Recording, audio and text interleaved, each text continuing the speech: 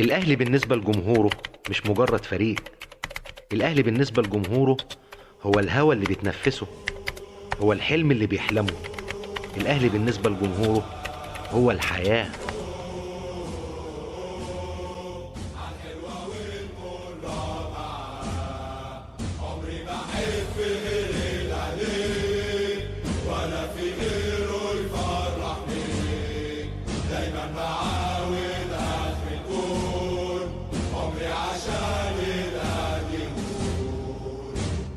السلام عليكم ورحمة الله وبركاته. أعزائي كل مشجعي كل محبي كرة القدم، أهلا وسهلا بحضراتكم في برنامج أهلاوي فندي. في البداية عايز أقول لحضراتكم إن مفيش أي قناة بتعلى وبتكمل المحتوى بتاعها بدون مساعدة حضراتكم ومشاركتهم، فيا ريت بعد إذنكم بطلب من حضراتكم الاشتراك في القناة، اللايك، الكومنت، الشير. ما تبخلوش علينا بدعمكم علشان نقدر نواصل المحتوى ونقدر نسعد حضراتكم. في البداية اسمحوا لي ان انا ارد على كومنت جميل جدا وصل لنا في الحلقة اللي فاتت من صديقنا وصديق البرنامج الاستاذ محمد كمال. الكومنت بيقول: هل يرضى النادي الاهلي بان هو يكون في وسط منظومة عادلة؟ وما هي فكرة ونظرية او نظرة النادي الاهلي للعدالة الكروية؟ وفي كومنت تاني بيقول ان منتخب مصر عمره ما هيكون قوي لان مفيش عدالة كروية عندنا. هرد على الكومنت الاخير الاول. انا موافق معاك ان منتخب مصر مش هيكون قوي اذا ما كناش في عداله كرويه. السؤال الاولاني او الكومنت الاولاني بتاع حضرتك: هل يرضى النادي الاهلي بان هو يكون في وسط منظومه عادله كرويا؟ لان النادي الاهلي يهمه جدا جدا جدا العداله، وهو ده اللي هيخليه يكمل، وهو ده اللي هيخليه ياخد بطولات. طيب ايه هي العداله، او هي نظره النادي الاهلي للعداله؟ اولا، العداله في المطلق هي العداله اللي ربنا سبحانه وتعالى نزلها في الارض، وهي المساواه. المساواه في الحقوق والمساواه في الواجبات، ده في المطلق. لكن العداله ما بيننا احنا هي عمليه نسبيه. يعني العداله اللي انا بشوفها غير العداله اللي حضرتك ممكن تشوفها، غير العداله اللي غيرنا ممكن يشوفها. نفسر الكلام شويه. النادي الاهلي تعرض لظلم كتير جدا جدا جدا قبل الفار وبعد الفار. ناس كتيره بتقول لك ان النادي الاهلي بياخد بطولاته بالكوسه، بفساد التحكيم، بحاجات كتير جدا. طب ما تيجي نبص كده مثلا، هنجيب لقطه صغيره ونشوف هل النادي الاهلي لما ضاع منه الدوري في السنه دي، هل ده كان حق ولا كان باطل؟ كان عداله ولا كان فساد؟ ماتش النادي الاهلي والرجاء مرسى مطروح، وضربه الجزاء اللي الكابتن جهاد جريشه حسبها ملهاش اي لازمه وضيعت الدوري من النادي الاهلي. نشوف ضربه الجزاء ونرجع نكمل. مغطي الاوفسايد والاثنين المساكين ورا الاثنين المهاجمين بتوع نادي فرقه الرجاء، وبالتالي انفراده من طارق سالم اتاخر للحظه شريف اكرامي فلت فيها طارق سالم، وفعلا هو ما لمسوش الحقيقه شريف. يعني انا على واضح رؤيتي من هنا فين التلامس؟ فين التلامس؟ هنسيبها للاستوديو التحليلي. لا الحقيقه ما فيهاش حاجه خالص، ما لمسوش شريف لكنه لبسها واكلها الحكم اللقاء، والكره فيها كده. طبعا كلنا اتفرجنا على ضربه الجزاء اللي الكابتن جهاد جريشه حسبها. وعلى فكره لمعلوماتكم او لمعلوماتك يا استاذ محمد، يوم الماتش ده بالليل الكابتن جهاد جريشه لما روح واتفرج على المباراه شاف الخطأ اللي هو عمله. لذلك يوميها بالليل على صفحته وحسابه الرسمي نزل اعتذار لجمهور النادي الاهلي. بس ماذا يفيد الشاة ذبحها بعد سلخها، او زي ما بيقولوا. هو ده سيدي الفاضل اللي بيحصل في كل الفرق. وبعدين احنا قلنا ايه؟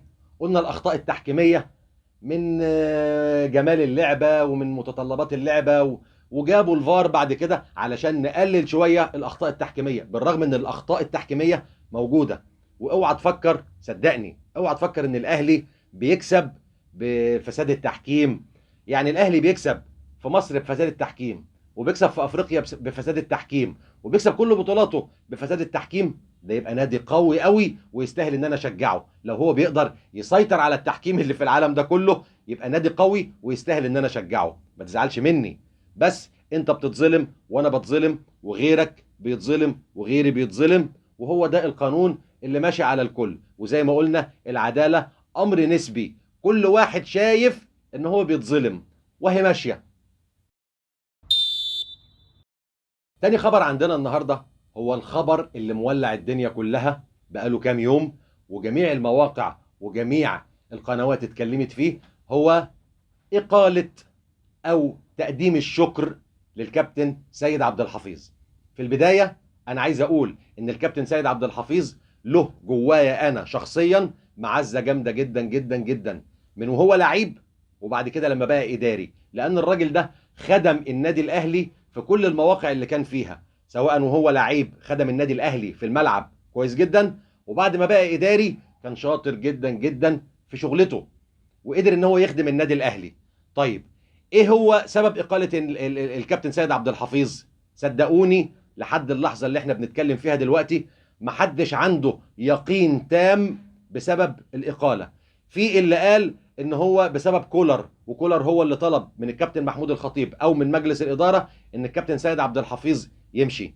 في ناس تانية بتقول ان الكابتن سيد عبد الحفيظ على خلاف مع الكابتن حسام غالي، وكلنا عارفين ان الكابتن حسام غالي عظمه جامده جدا في النادي الاهلي، فهو اللي كان السبب في ان هو يمشي. وناس تانية قالت لان هو في الفتره الاخيره اوضه اللبس او غرفه الملابس ضاعت منه شويه وحصل فيها مشاكل، برضو ده رايي. في ناس بتقول اصل الكابتن سيد عبد الحفيظ لما كان اكرم توفيق بيعمل العمليه بره ما بعتش الفلوس واتحجز في المستشفى، حاجات كلها. وبرضه ناس قالت ان سبب المشكله ان الحوار اللي حصل ما بين كابتن محمد الشناوي والدكتور ابو عبله، والخلاف اللي حصل ايام ماتش الترجي، ولا الشناوي هيلعب لا مش هيلعب. كل دي اقاويل، لكن الراي اللي انا ملت له قوي، انا كنت بتفرج على فيديو للاستاذ ابراهيم المنيسي. ابراهيم المنيسي قال، مع احترامي للاستاذ ابراهيم طبعا مع حفظ الالقاب، استاذ ابراهيم قال ان القرار بتاع تقديم الشكر للكابتن سيد عبد الحفيظ، القرار ده من فتره، لكن مجلس اداره النادي الاهلي كانت يعني واخده القرار، لكن مش يعني عايزه تاخد القرار ده او تعلنه في وقت صح. وهو ده اللي حصل، ان النادي الاهلي مجلس ادارته انتظر لحد ما الموسم خلص، لحد ما النادي الاهلي لم كل البطولات وهو في ثبات، وهو مفيش اي مشكله داخليه جواه، مفيش اي زعزعه جواه، وبعد كده قدم الشكر للكابتن سيد عبد الحفيظ. وبعدين في حاجه عايزين نقولها، هو معنى ان انا يجي كولر علشان يقول لا مشوا الكابتن سيد عبد الحفيظ، دي مش من سمات ولا من صفات النادي الاهلي، لان احنا كلنا عارفين ان النادي الاهلي طاهر وهيفضل طول عمره طاهر. وما اعتقدش ان النادي الاهلي هيطبق سياسه النجم عادل ادهم. طب اسمع يا شاطر، انا طبعي وحش قوي، اما صباع رجلي يوجعني ما عالجوش اقطعه واستريح منه، طبعي كده.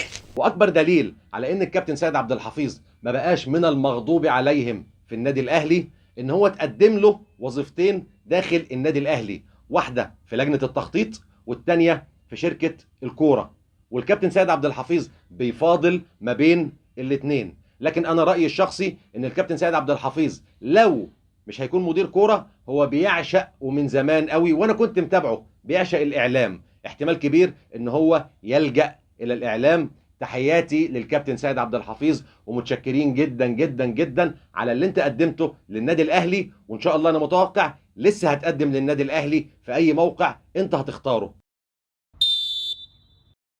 تعالوا سريعا نروح لكهروب المكهرب اللي بيكهرب الدنيا جوه الملعب وبره الملعب. لحد الحلقه اللي فاتت قلنا ان اتحاد الكوره قال ان ما جاليش اي خطاب رسمي من الفيفا بخصوص لجنه الانضباط الخاصه بالفيفا علشان قرار عقوبه كهربا، لكن وصل خلاص القرار في خلال 24 ساعه فاتهم، وصل القرار، والقرار بيقول ان كهربا هيدفع ال 2 مليون دولار اللي هو الغرامه لنادي الزمالك، ومعاها 5% غرامه تاخير، يعني توصل لحوالي 400,000، يبقى 2 مليون و400,000 زائد 30,000 فرنك سويسري هيندفعوا للفيفا.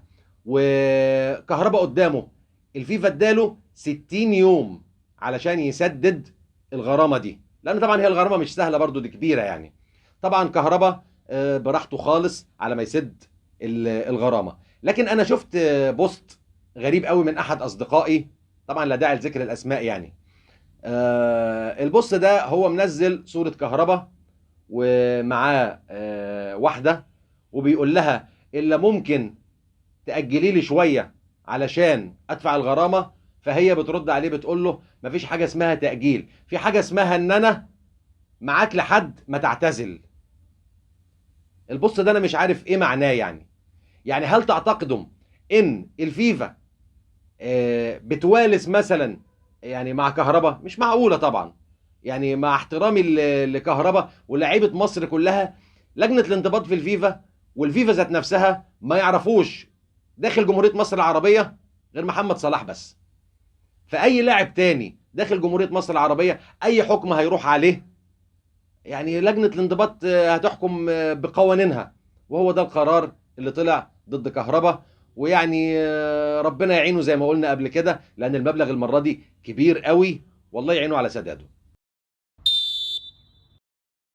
يا ام نيازي، صح نيازي، وقولي له ان احنا بسم الله ما شاء الله بقى عندنا دوري محترفين في الدرجه الثانيه. خير اللهم اجعله خير. طلع علينا قرار جديد بان دوري الدرجه الثانيه انقسم وحصل فيه حاجات غريبه. تعالوا نشوف ايه اللي حصل سريعا كده في دوري الدرجه الثانيه. دوري الدرجه الثانيه هيبقى منقسم لقسمين، الف وب. دوري المحترفين الف ودوري المحترفين ب. طبعا احنا عندنا الدوري الكبير بتاعنا اللي فيه الاهلي والزمالك وبيراميدز اللي احنا عارفينه، ده اسمه الدوري الممتاز. عايزين نتفق على الاسماء دي. يبقى عندنا الدوري الممتاز ده اعلى حاجه. بعد كده عندي الدوري المحترفين القسم الف، ودوري المحترفين القسم ب. دوري المحترفين القسم ألف هيكون فيه 20 فريق. ركزوا معايا يا جماعة، أنا قعدت يومين 3 علشان أعرف أجمع الحوار ده والحسبة دي. دوري المحترفين القسم ألف هيكون فيه 20 فريق. دوري المحترفين القسم ب هيكون فيه 56 فريق. دوري المحترفين القسم ألف هيلعب ال20 فريق دول دوري من درجة واحدة أو من دور واحد. هيتقسموا في النهاية لدرجات، 20 فريق، واحد جايب 20 وواحد جايب 30 نقطة وواحد جايب 40 نقطة. هناخد ال10 الأولانيين نخليهم في ناحية، وناخد ال10 التانيين نخليهم في ناحية. طيب نسيب دول بقى كده، احنا حطينا 10 لوحدهم و10 لوحدهم. نقوم رايحين لدوري القسم الثاني أو المحترفين به. ال 56 فريق هيتقسموا على 3 مجموعات حسب التوزيع الجغرافي. هيتاخد منهم في النهاية من ال3 مجموعات 6 فرق، أول وتاني من كل مجموعة، يعني 6 فرق.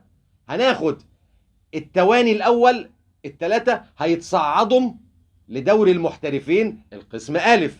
طيب ال3 التانيين خليكم معانا دلوقتي. نرجع تاني لل20 فريق اللي احنا خلينا 10 و10. ال10 الأولانيين يعني من نمرة 1 لنمرة 10 دول هيلعبوا دوري من دور واحد تاني. وال10 التانيين ابتداء من نمرة 11 لحد 20 هيلعبوا برضه دوري من درجة أو من دور واحد. ال10 الأولانيين الهدف من الدوري بتاعهم إن أنا أطلع أول وتاني وتالت. الباقيين ال7 الباقيين هيستمروا في دوري المحترفين الدرجة الأولى أو دوري المحترفين ألف. طيب ال3 الأوائل اللي طلعوا أول 2 منهم هيسافروا على طول رسمي على الدوري الممتاز. طب الثالث هنعمل فيه إيه؟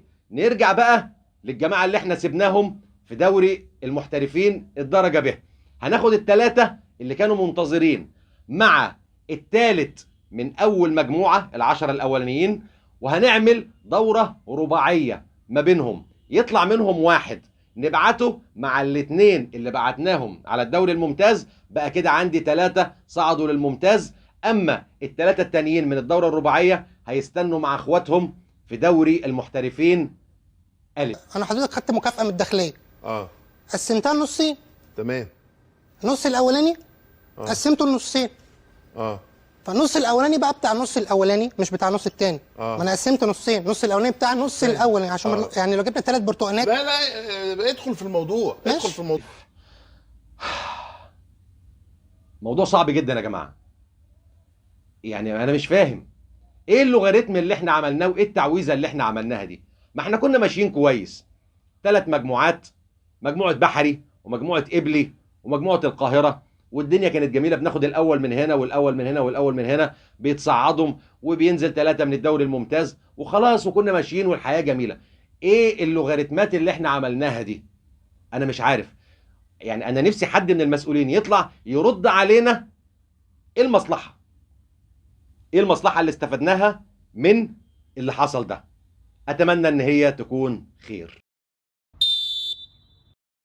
الخبر اللي جاي يا جماعة انا حاولت ان انا اخليه في اخر الحلقة، لان هو الخبر يعني هو مساحته كبيرة، مساحته كبيرة علشان اللي حضراتكم شايفينه ده بيان لكنه قنبلة فجرها الكابتن محمود عبد الرازق شيكابالا في نادي الزمالك وفي المستشار مرتضى منصور وفي نفسه، هو فجرها في الكل.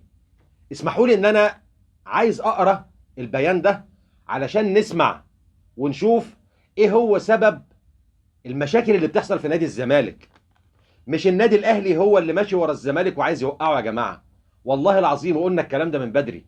نادي الزمالك بيقع داخليا، والكلام ده للجمهور، الكلام ده لجمهور نادي الزمالك اللي هم اصحابي واخواتي.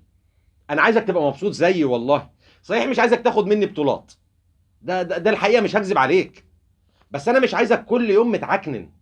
تعال نشوف انت متعكنن بسبب ايه وبسبب مين، واسمع كلام شيكابالا قال ايه. سريعا كده هنقول بسم الله الرحمن الرحيم.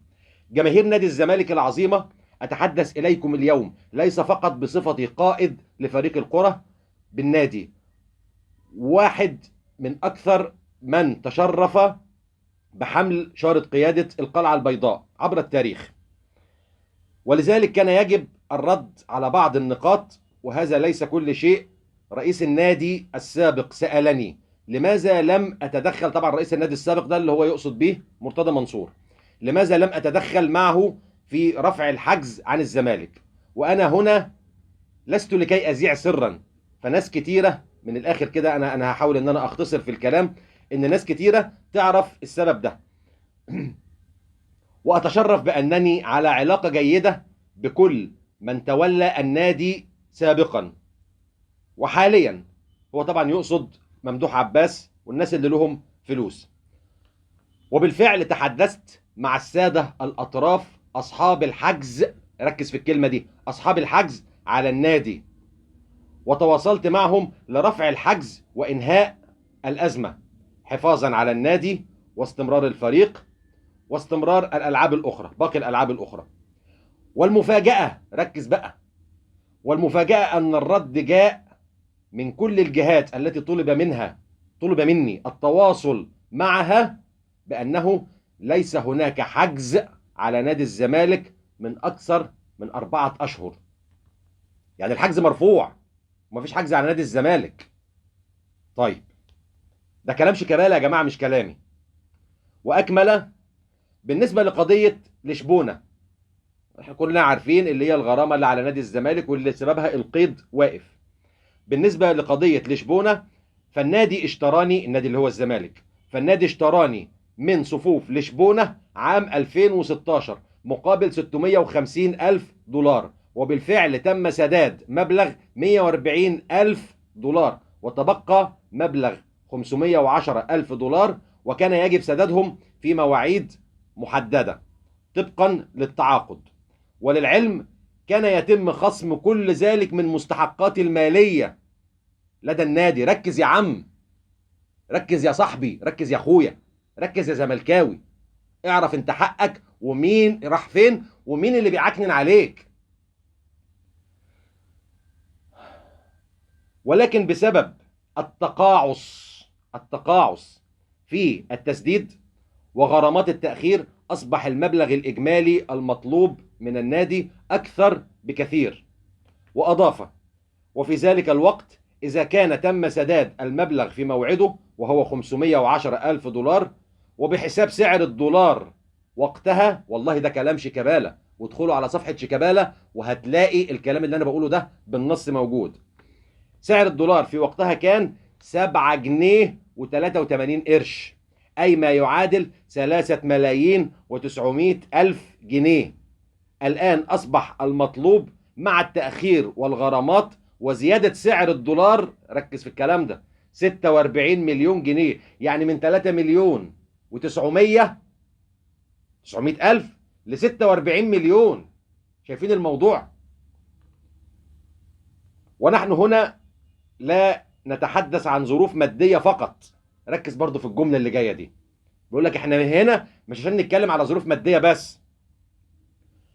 مر بها اللاعبون طوال الموسم، ولكن هناك ظروف أخرى أصعب لا يمكن الحديث عنها الآن، واللاعبون يطلبون مني الحديث نيابة عنهم، لأن هذه الظروف والأزمات الداخلية كانت سببا مباشرا في نتائج الفريق هذا الموسم. شايف؟ اللعيبة مش مركزة، يعني في مشاكل مادية وفي ظروف تانية هو مش عايز يتكلم عنها دلوقتي. اللعيبة قالوا له لا، اطلع اتكلم، انت الكابتن بتاعنا واطلع اتكلم عن الظروف اللي احنا عشناها. لعيبة نازلة مش مركزة.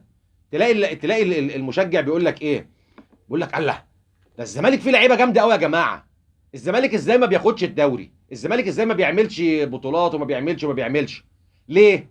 مهما جبت لعيب جامد ونزلته وفي قرف عنده وفي مشاكل وفي ما بياخدش قبضه وما بياخدش فلوسه ورئيس النادي مخوفهم وحوارات كتيرة قوي، عمره ما هينزل مركز في الملعب.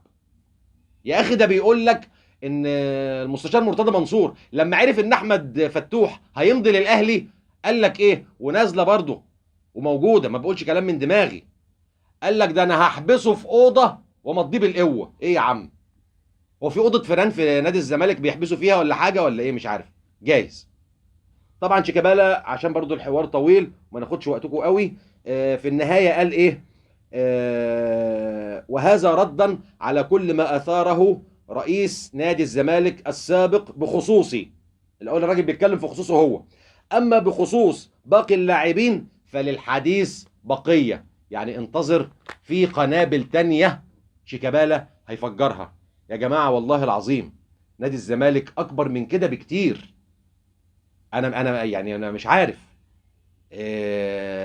نادي الزمالك بتاع زمان، اللي أنا برضو لما طلعت شفته بحسن شحاتة، وشفته بفاروق جعفر، وشفته بمحمد صلاح، وشفته بعد كده بهشام يكن، وشفته بكل الناس دي.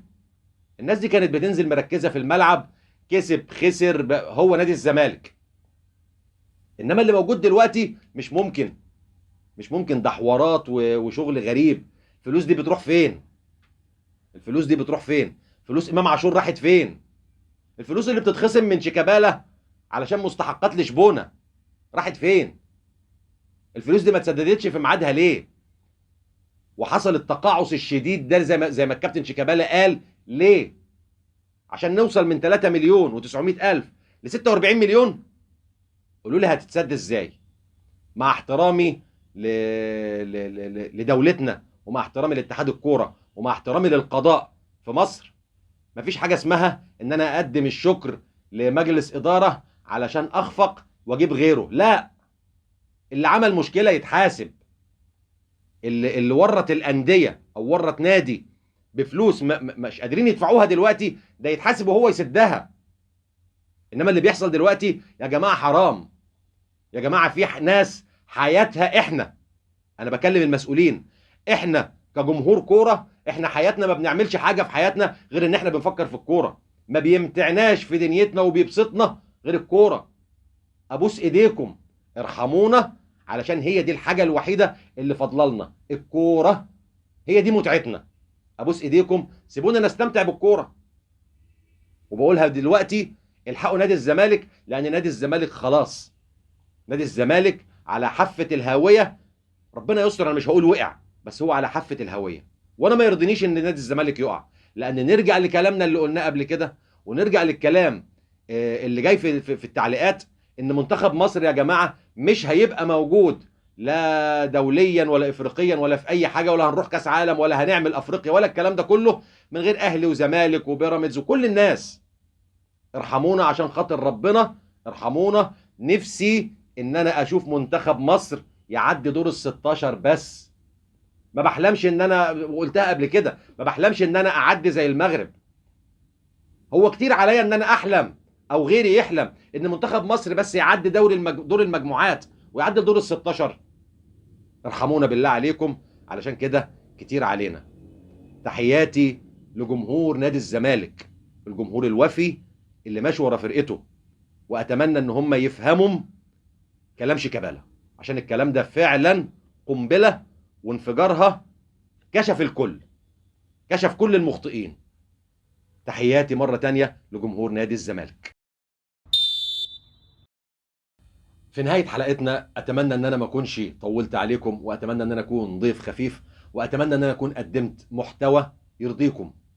أتمنى من حضراتكم الاشتراك في القناة، أتمنى تعليقاتكم اللي بتسعدني جدا، أتمنى لو في أي فكرة، لو في أي تعليق عليا شخصيا، يا ريت اكتبوا لي وهنظبط الدنيا دي كلها. احنا معاكم وبيكم. شكرا لكم جميعا، وتصبحوا على ألف خير، والسلام عليكم ورحمة الله وبركاته.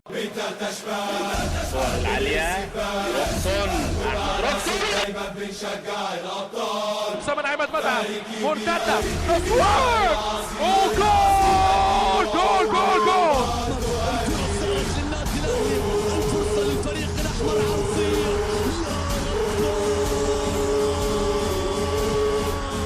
ولكن احذروا الكاو، احذروا الكاو. ترجع الكرة بالراس، القاضية ممكن، شاط الكرة علي محلول يوزع، جول أهلي.